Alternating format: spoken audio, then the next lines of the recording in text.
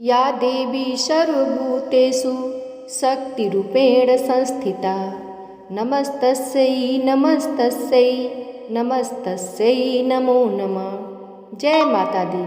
माता रानी की कृपा आप सभी भक्तों पर हमेशा बनी रहे।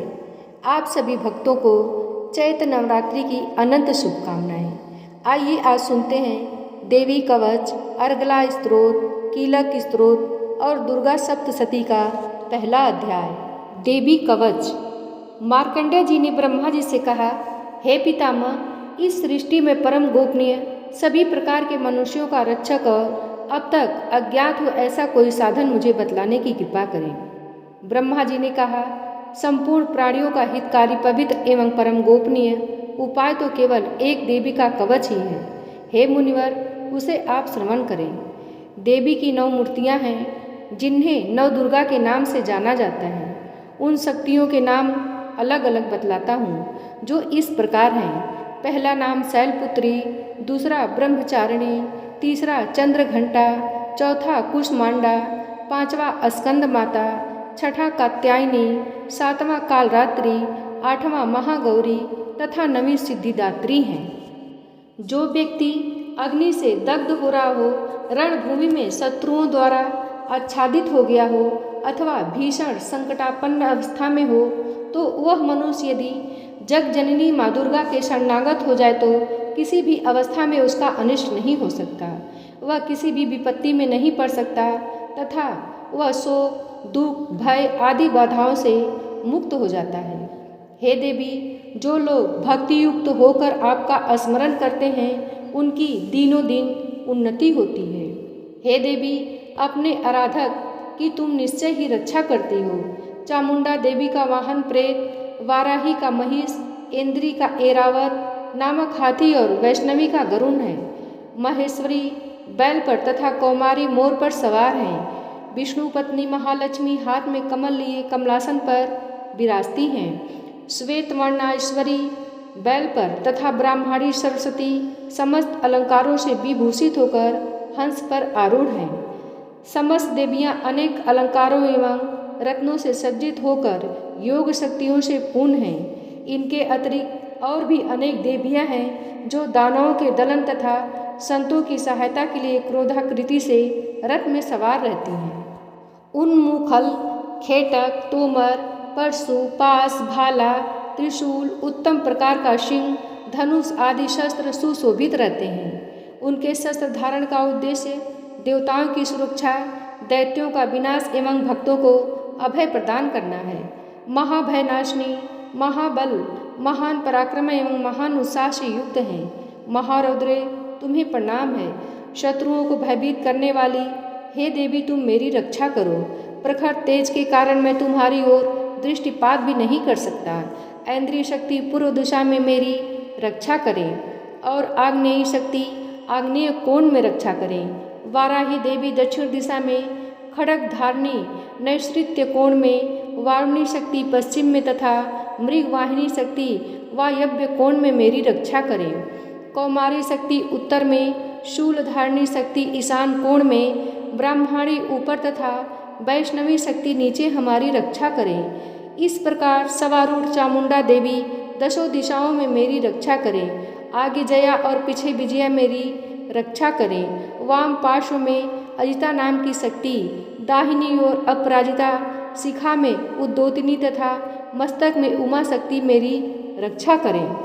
ललाट में मालाधरी, दोनों भवों में यशस्विनी, भूमध्य में त्रिनेत्रा तथा नासिका में यम घंटा शक्ति मेरी रक्षा करें। दोनों नेत्रों के बीच में शंखिनी, दोनों कानों के मध्य में द्वारवासिनी, कपोल में कालिका तथा कर्ण के मूल भाग में शांकरी शक्ति मेरी रक्षा करें। नासिका में सुगंधा, ऊपर ओष्ठ में चर्चिका, अधरोष्ठ में अमृत कला और जीभ की रक्षा सरस्वती करें। मेरे दांतों की रक्षा कौमारी, कंठ के मध्य भाग में चंडिका, गले की चित्रघंटा तथा तालु भाग की रक्षा महामाया करें। कामाक्षी ठुड्डी की, सर्वमंगला वाणी की, भद्रकाली ग्रीवा की तथा धनुर्धरी शक्ति मेरे मेरुदंड की रक्षा करें। कंठ के बाहर नीलग्रीवा और कंठ की नली में नलकुबरी दोनों कंधों को खड्गनी एवं वज्रधारणी शक्ति मेरी दोनों भुजाओं की रक्षा करें। दोनों हाथों की दंडनी, अंगुलियों की अंबिका, नखों की शूलेश्वरी और कुछ ही भाग की कुलेश्वरी रक्षा करें। महादेवी स्तनों की तथा मेरे मन की रक्षा शोक विनाशिनी शक्ति करें।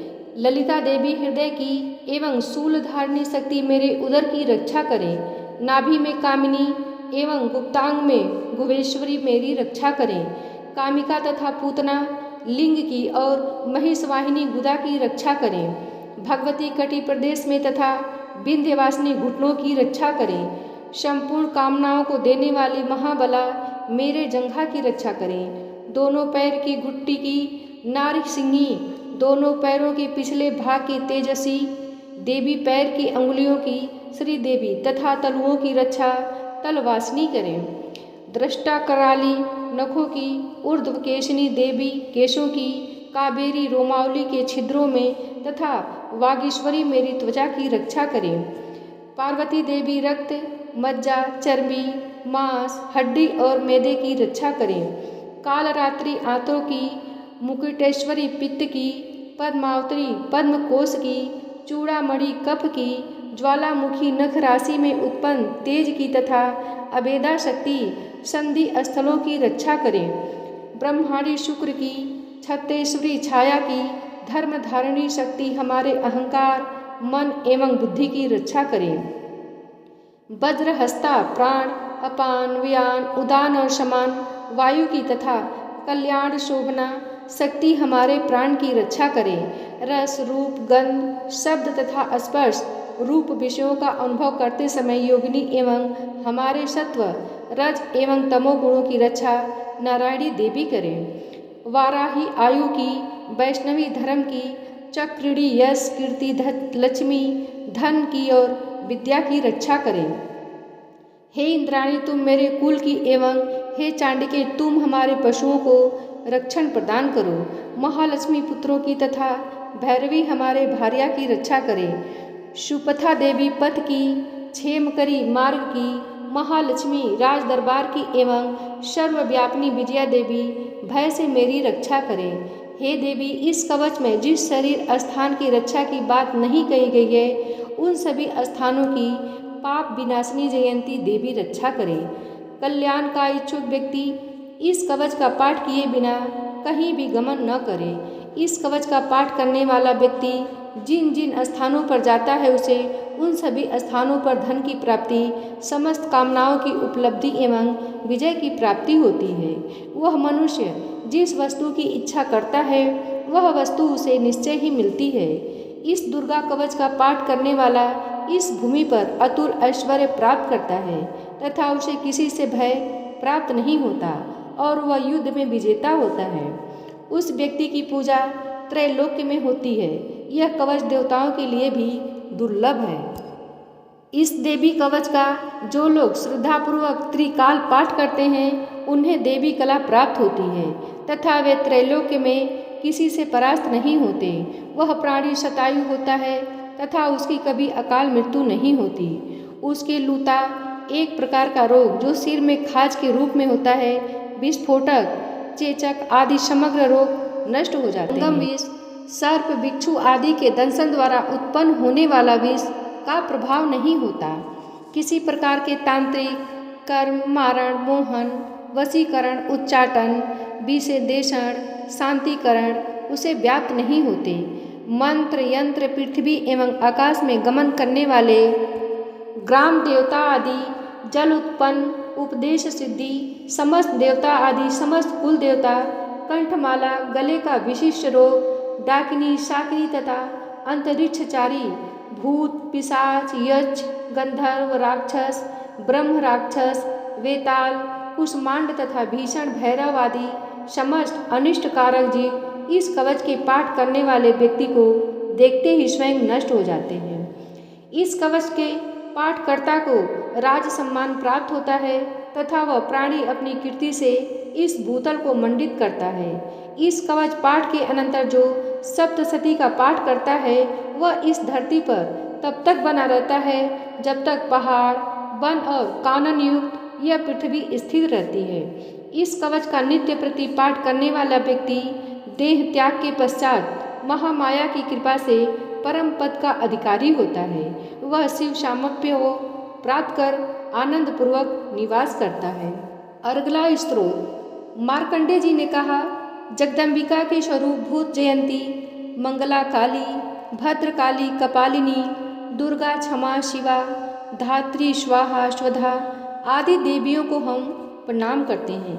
हे चामुंडे, आपकी जय हो। संपूर्ण जीवों की संताप विनाशिनी देवी, आपकी जय हो। समस्त चराचर में परिव्याप्त हे देवी तथा काल रात्रि, आपकी जय हो। हे मधुकैटभ विनाशिनी, हे ब्रह्मवर प्रदे देवी, आपको नमस्कार है। तुम मुझे रूप विजय यश प्रदान करो एवं मेरे शत्रुओं का नाश करो। हे महिषासुर विनाशिनी एवं भक्तों की सुखदायिनी देवी, आपको मेरा नमस्कार है। आप मुझे रूप यश जय आदि प्रदान करो और मेरे शत्रुओं का विनाश करो। चंड मुंड एवं रक्त बीज आदि दैत्यों की विनाशिनी देवी, तुम मुझको रूप जय तथा यश प्रदान करो तथा मेरे रिपुओं का नाश करो। शुंभ निशुंभ और धूम्राक्ष नामक दैत्यों की संहारिणी हे देवी, तुम मुझको रूप यश सुख्याति प्रदान करो तथा मेरे शत्रुओं का नाश करो। वंदनीय चरणा और संपूर्ण सौभाग्यदायिनी देवी, तुम मुझे रूप यश और कीर्ति प्रदान करो एवं मेरे शत्रुओं का संहार करो। अचिंत्य स्वरूपा एवं अचिंत्य चरित्र वाली शत्रु विनाशिनी हे देवी, तुम मुझे रूप जय और कीर्ति दो और मेरे शत्रुओं का नाश करो। पाप विनाशिनी हे चंडिके देवी, जो लोग आपको श्रद्धा भक्ति पूर्वक नमन करते हैं उन्हें तुम रूप यश सुकीर्ति प्रदान करो और उनके शत्रुओं का दमन करो। हे व्याधि विनाशिनी चंडिके देवी, जो लोग भक्ति भाव से तुम्हारा अभिनंदन करते हैं उन्हें रूप यश और जय प्रदान करो और उनके शत्रुओं का विनाश करो। हे चंडिके, जो लोग भक्ति युक्त होकर तुम्हारा पूजन और नमन करते हैं उनको तुम रूप जय और यश दो तथा उनके बैरियों का विनाश करो। हे देवी, तुम मुझे सौभाग्य और आरोग्य का लाभ प्रदान करो और मुझको रूप तथा विजय देकर यशस्वी बनाओ तथा मेरे शत्रुओं का दमन करो। हे देवी, मेरे शत्रुओं का संहार करो, मुझे रूप बल और जय दो। हे देवी, मेरा कल्याण करो, तुम मुझे अतुल संपत्तिशाली करो, रूप दो, जय दो, कीर्ति दो तथा मेरे शत्रुओं का संहार करो। हे अम्बे, देवासुरों के शिरोरत्न के नमस्कार से तुम्हारे चरण घिसते रहते हैं। हे भगवती, तुम मुझे रूप दो, जय दो, यश दो तथा मेरे शत्रुओं का विनाश करो। हे देवी, तुम अपने भक्तजनों को विद्वान, यशवान और धनवान बनाओ। हे देवी, तुम मुझको रूप जय यश प्रदान करो तथा मेरे दुश्मनों का नाश करो। प्रबल दैत्यों के गर्व को चूर करने वाली हे चंडिके, तुम शरणागत को रूप जय यश दो और मेरे दुश्मनों का नाश करो। हे चार भुजा धारिणी ब्रह्मा द्वारा वंद परमेश्वरी, तुम मुझे रूप जय कीर्ति दो और मेरे शत्रुओं का क्षय करो। हे अंबिके, तुम्हारी स्तुति भगवान विष्णु सदैव किया करते हैं। तुम मुझे रूप जय यश दो तथा मेरे शत्रुओं का संहार करो। भगवान शिव द्वारा स्तुति प्राप्त हे परमेश्वरी, तुम मुझे रूप जय यश दो और मेरे शत्रुओं का संहार करो।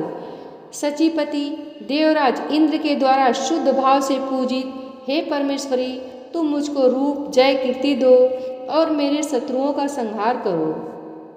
अपनी प्रचंड भुजाओं द्वारा दानवों के दर्प को दलन करने वाली हे देवी, तुम मुझको रूप दो, जय दो, कीर्ति दो और मेरे शत्रुओं का नाश करो।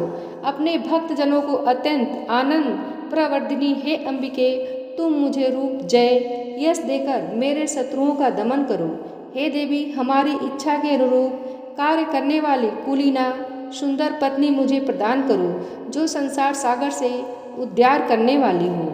इस देवी ध्यान स्तोत्र का पाठ कर जो भक्त दुर्गा सप्तशती का पाठ करते हैं उन्हें दुर्गा सप्तशती पाठ करने का संपूर्ण फल प्राप्त होता है तथा भगवती के अनुग्रह से उन्हें प्रचुर धन का लाभ होता है। इस प्रकार अर्गला स्तोत्र समाप्त हुआ। कीलक स्तोत्र। मार्कंडेय मुनि ने कहा, जिन आशुतोष भगवान शिव का विशुद्ध ज्ञान ही शरीर रूप है, जिनके तीनों नेत्र तीनों वेदों ऋग, यजु और साम के समान हैं, जिन्होंने अपने मस्तक पर अर्ध चंद्र धारण कर रखा है तथा संपूर्ण कल्याण के कारणभूत हैं, ऐसे भगवान शिव की मैं वंदना करता हूँ। यह कीलक सप्तशती पाठक के लिए सप्तशती मंत्रों के अंगभूत रूप में है। जो लोग इस कीलक का पाठ करते हैं उनका सदैव मंगल होता है। इस कीलक पाठ से उच्चाटन आदि कर्म सिद्ध होते हैं और इस स्तोत्र के पाठ करने से ही भगवती दुर्गा उस पर प्रसन्न होती हैं। उच्चाटन आदि कर्मों की सिद्धि तथा भीषण व्याधि विनाश के निमित्त यंत्र मंत्र तंत्र आदि कार्यों तथा व्याधि मुक्ति के लिए रसायन आदि औषधियों की आवश्यकता पड़ती है, परंतु इस कीलक के पाठ मात्र से ही बिना तंत्र मंत्र तथा औषधियों के ही उच्चाटन आदि क्रियाएं संपन्न होती हैं तथा संपूर्ण रोगों का नाश होता है। जहाँ अन्य मंत्रों की जप आदि से जो फल प्राप्ति होती है, वही केवल दुर्गा सप्तशती के पाठ मात्र से ही समस्त सिद्धियाँ उपलब्ध होती हैं। अब आप ही विचार कीजिए कि इन दोनों में से श्रेष्ठ कौन है। इस शंका रूपी प्रश्न के समाधान में भगवान शंकर ने दुर्गा सप्तशती को ही बताया कि यही दुर्गा सप्तशती सर्वोत्तम फलदायक है। दुर्गा सप्तशती के पाठ मात्र से ही पाठक के पुण्य की अक्षय वृद्धि होती है। ऐसा देखकर भगवान शंकर ने दुर्गा सप्तशती को गुप्त रखा, अर्थात सप्तशती के समस्त मंत्रों को कीलित कर दिया। जो व्यक्ति कृष्ण पक्ष की चतुर्दशी या अष्टमी को स्थिर चित्त से दुर्गा सप्तशती का पाठ करता है, उसका निसंदेह रूप से मंगल होता है। जो लोग अपना संपूर्ण द्रव्य दुर्गा को अर्पित कर प्रसाद रूप में उस धन का उपयोग करते हैं, भगवती निश्चय ही उन लोगों पर प्रसन्न होती हैं, क्योंकि सप्तशती के फल को शिव जी ने कीलित कर रखा है।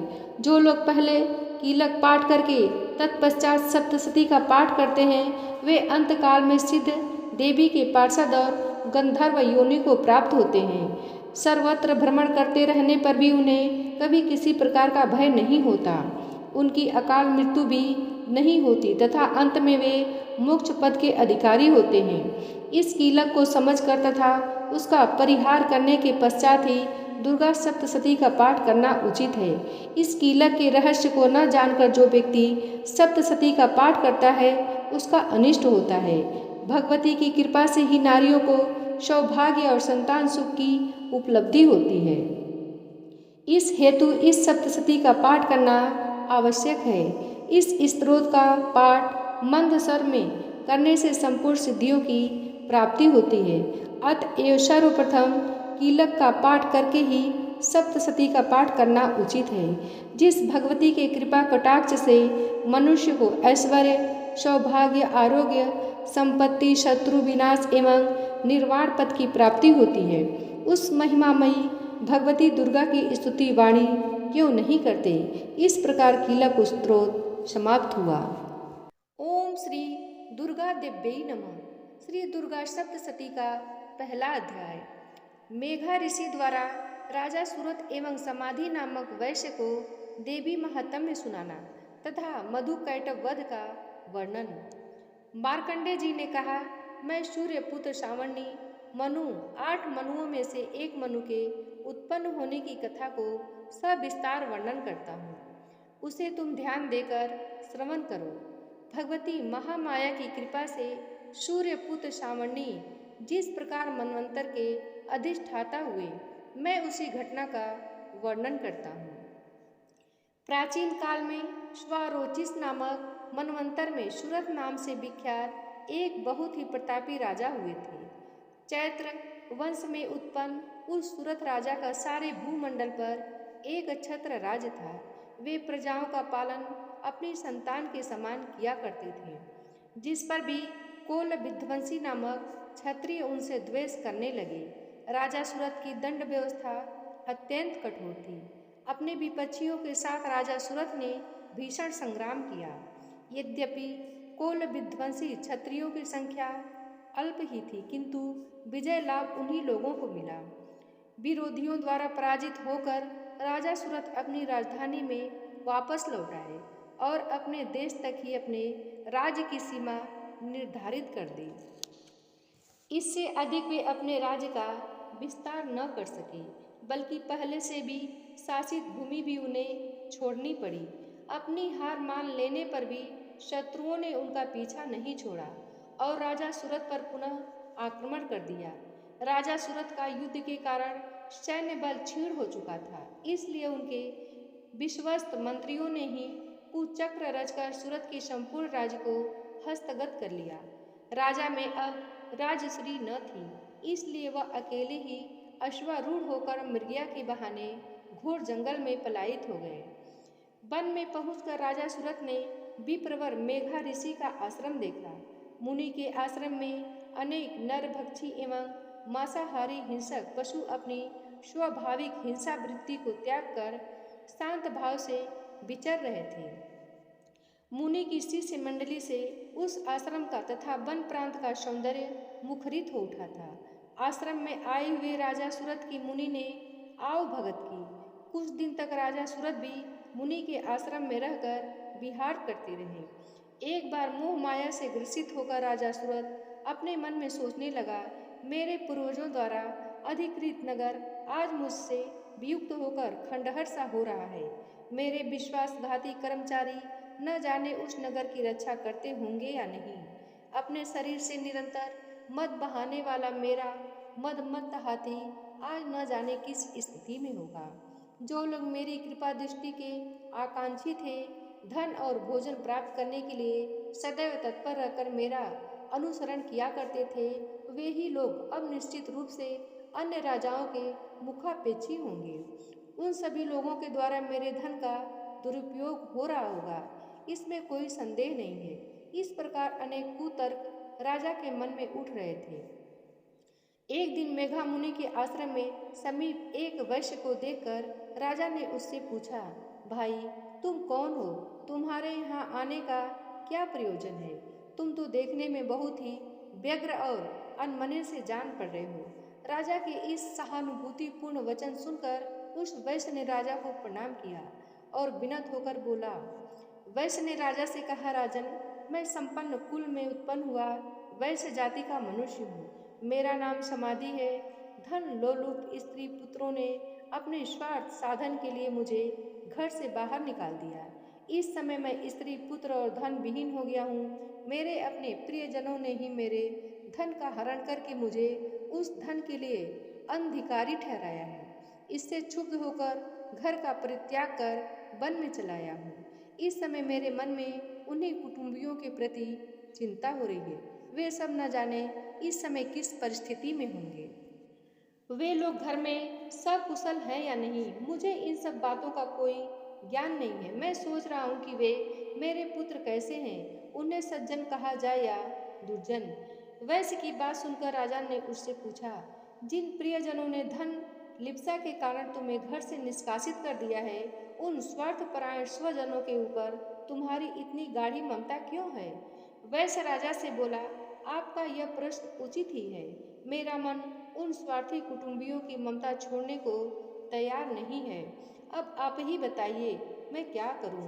धन लोलुपता के कारण परिवार के जिन सदस्यों ने मेरी यह दुर्दशा की है, उन लोगों के प्रति मेरे मन में ममत्व की भावना है।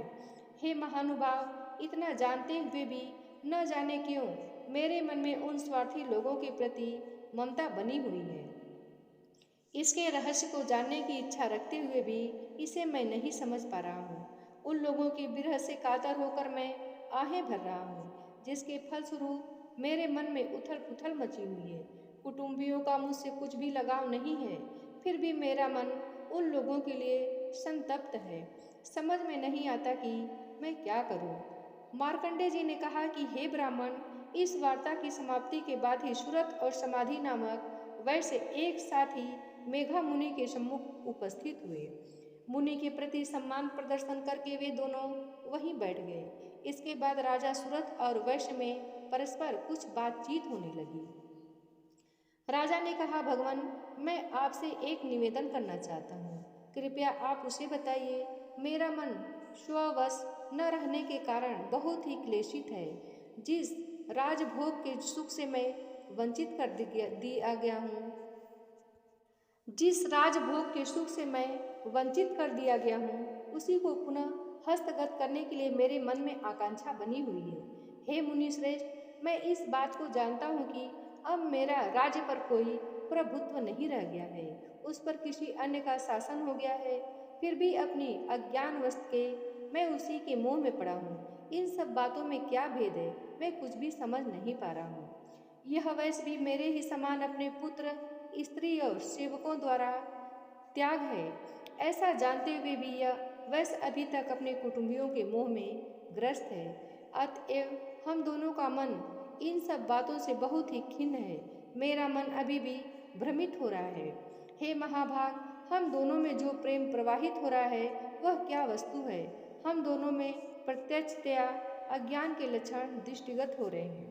राजा की बात सुनकर ऋषि ने कहा कि हे महाभाग, समस्त प्राणियों में विषय मार्ग का ज्ञान विद्यमान रहता है, उसी प्रकार सभी जीवों के विषय भी भिन्न भिन्न होते हैं। उदाहरण स्वरूप कुछ प्राणियों में दिवांधता बनी रहती है, परंतु इसके विपरीत कुछ जीव ऐसे भी होते हैं जिन्हें नक्तांधता रात्रि में न दिखाई देना होती है। इनके विपरीत कुछ ऐसे जीव भी होते हैं जो दिन रात में समान रूप से देखने में सक्षम होते हैं। यह बात बिल्कुल सत्य है कि समस्त प्राणियों में मनुष्य अधिकतर विवेकशील प्राणी माना जाता है, परंतु विवेकशीलता की यह बात केवल मानव वर्ग में ही नहीं अपितु पशु पक्षी एवं मृग आदि में भी पाई जाती है। पशु पक्षी और हिरण आदि जीवों के अनुरूप ही मानव बुद्धि भी होती है। जिस प्रकार मानवों में समझदारी का भाव होता है, उसी प्रकार हिरण आदि जीवों में भी होता है। इसके साथ ही अन्य बातों में भी इन दोनों वर्गों में अनेक समानताएं होती हैं। उदाहरण के रूप में तुम इन पक्षियों को ही ले लो। ये स्वयं भूखों को रहकर अपने बच्चों के चंचू में अन्न का कण डालकर उन्हें चुगाते हैं। हे राजन, क्या तुम्हें नहीं मालूम कि ये मनुष्य समझदार होकर भी लोभवश अपने किए हुए उपकार के बदले में अपकृत होने के लिए पुत्र की इच्छा करते हैं? उन सब में समझदारी होते हुए भी वे संसार की स्थिति, जन्म मृत्यु आदि की परंपरा को बनाए रखने वाली महामाया भगवती के प्रभाव द्वारा मोह रूपी भ्रमर में डाल दिए जाते हैं और उसी में वे जीव अहर्निश डूबते उतराते रहते हैं। अतः इसमें आश्चर्य की बात नहीं है। जग नियंता विष्णु भगवान के योग निद्रा रूपिणी महामाया द्वारा ही यह सारी सृष्टि आच्छन्न हो रही है। महामाया ज्ञानियों के चित्त को भी बलपूर्वक खींचकर मोह सागर में डालकर मोहग्रस्त कर देती है। इस चराचर सृष्टि की कर्त्री माया महामाया ही है। जब वे संपन्न होती है तो मनुष्यों के उद्धार के लिए मुक्ति लाभ का वर देती हैं। वे ही परा विद्या, परा और अपरा ये दो विद्याएं मानी गई हैं। संसार बंधन और मोह माया उत्पन्न कारिणी सनातनी देवी हैं तथा समस्त देवों की अधिष्ठात्री हैं। इतना सुनकर राजा ने प्रश्न किया, भगवान, जिन्हें आप महामाया कह रहे हैं वे कौन सी देवी हैं? हे ब्राह्मण, उनका प्रादुर्भाव किस प्रकार हुआ? उनके क्या चरित्र हैं? हे ब्रह्मविदों में मुनि श्रेष्ठ, उन देवी की कथाओं को मैं आपके मुख से सुनना चाहता हूँ। ऐसा सुनकर ऋषि ने कहा कि हे राजन, उन देवी का स्वरूप वास्तव में नित्य और सनातन है। संपूर्ण विश्व उन्हीं का स्वरूप मात्र है और वे ही महामाया देवी चराचर सृष्टि के सभी प्राणियों में परिव्याप्त हैं। उनकी उत्पत्ति के अनेक कारण हैं, वह आख्यान में तुम्हें सुनाता हूँ। जब वे अवतरित होती हैं उस समय लोक में उनका अवतार लेना कहा जाता है। प्रलय काल में जब निखिल ब्रह्मांड महासागर में लय हो रहा था तथा सब जीवों के पालक भगवान विष्णु शेष शैया पर योग निद्रा अभिभूत हो रहे थे, उसी समय उनके कानों की मैल से दो भीषण दानवों की उत्पत्ति हुई। वे दोनों बलवान दानव मधु और कैडव नाम से जगत में अभिहित हुए। जन्म लेने के तत्काल बाद ही वे दोनों दैत्य सृष्टिकर्ता ब्रह्मा जी का वध करने के लिए उद्यत हुए। उस समय ब्रह्मा जी भगवान विष्णु के नाभि कमल में स्थित थे। उन दैत्यों को अपने वध के लिए तत्पर देखकर उनसे रक्षा के लिए ब्रह्मा जी ने भगवान विष्णु के नेत्रों में स्थित योग निद्रा की स्तुति की। भगवान की यह अमोघ शक्ति ही जगतदात्री, विश्व की अधिष्ठात्री, संसार की पालन करती एवं संहार कर्त्री हैं। उन्हीं योग माया भगवती की ब्रह्मा जी आराधना करने लगे। ब्रह्मा जी ने कहा कि हे देवी, तुम ही स्वाहा, तुम ही स्वधा और वसटकार हो। स्वर भी तुम्हारे ही रूप में निहित है। तुम ही प्राणदायिनी अमृत स्वरूपा हो। नित्य अक्षर प्रणव में अकार, उकार और मकार, इन तीनों मात्राओं में तुम्हारी ही अवस्थिति है। इन तीनों मात्राओं से भिन्न जो बिंदु रूपा नित्य अर्ध मात्रा है, जिसका विशेष रूप से उच्चारण नहीं हो सकता, वह भी तुम ही हो। हे देवी, तुम ही संध्या, सावित्री तथा परम जननी स्वरूपा हो। तुम्हारे पर ही निखिल ब्रह्मांड आधारित है। तुम्हारे द्वारा ही इस सृष्टि की रचना होती है। तुम ही एकमात्र पालिका और संहारिका हो। सृष्टि की उत्पत्ति में तुम सृष्टि रूपा, पालन काल में स्थिति स्वरूपनी तथा प्रलय काल में संहार स्वरूपनी हो। तुम ही महाविद्या, महामाया, महामेघ, महास्मृति, महामोह रूपा महादेवी और महासुंदरी हो। तुम ही भयंकर कालरात्रि, महारात्रि और मोहरात्रि हो। तुम ही श्री ईश्वरी हो। श्री और बोध रूपा बुद्धि हो। लज्जा, पुष्टि, तुष्टि, शांति और क्षमा भी तुम ही हो। तुम ही खड्ग धारणी, शूल धारणी, घोर रूपा, गदा, चक्र, शंख, धनुष धारणी भी हो। बाण, भुषुंडी, परिक इत्यादि तुम्हारे अस्त्र हैं। तुम सौम्य और सौम्यतर हो। इतना ही नहीं बल्कि सृष्टि में जितनी सौम्य तथा सुंदर वस्तुएं हैं, उन सबसे कहीं अधिक तुम्हारा ही सौंदर्य है। परा एवं अपरा, इन दोनों विद्याओं से परे रहने वाली परमेश्वरी भी तुम ही हो। हे देवी, विश्व की संपूर्ण सत असत वस्तुओं में पाई जाने वाली शक्ति भी तुम ही हो। अतएव तुम्हारी स्तुति अवर्ण्य है। संपूर्ण जगत के रचयिता, पालक और संहारक भगवान विष्णु को भी जब तुमने निद्रा विभूत कर रखा है, तब तुम्हारी स्तुति करने में सक्षम इस ब्रह्मांड में कौन है। मेरे सहित भगवान शंकर तथा विष्णु को भी शरीर धारण करने के लिए तुम ही ने प्रेरित किया है। अतएव तुम्हारी स्तुति में सभी असमर्थ हैं। हे देवी, तुम तो अपने इस उद्यार प्रभाव के कारण ही प्रशंसित हो। इन दोनों अपराजेय दानवों को तुम विमुक्त करके भगवान विष्णु की निद्रा भंग कर दो। इसके साथ ही साथ भगवान के अंतर्मन में मधु और कैडम नामक असुरों के वध की प्रेरणा भी उत्पन्न कर दो।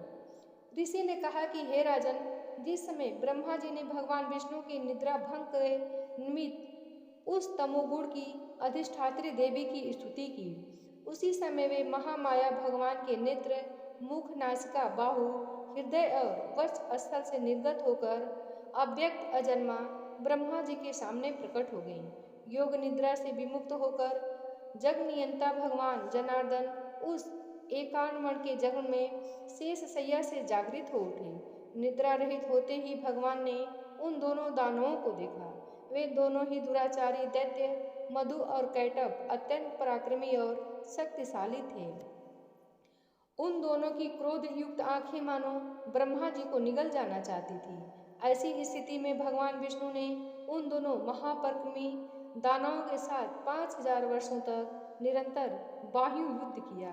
वे दोनों ही दैत्य बल के मद में मत हो रहे थे। महामाया ने दोनों दैत्यों को अपने प्रभाव से मोहग्रस्त कर दिया था। एतदर्थ उन दोनों असुरों ने मोह मुक्त होकर भगवान विष्णु से कहा, हम लोग तुम्हारी वीरता से अत्यंत प्रसन्न हैं। तुम हम लोगों से अपना इच्छित वर मांग लो। दैत्यों की बात सुनकर भगवान बोले, यदि तुम दोनों मेरे ऊपर प्रसन्न हो तो मैं यही चाहता हूँ कि तुम लोगों की मृत्यु मेरे ही हाथों से हो।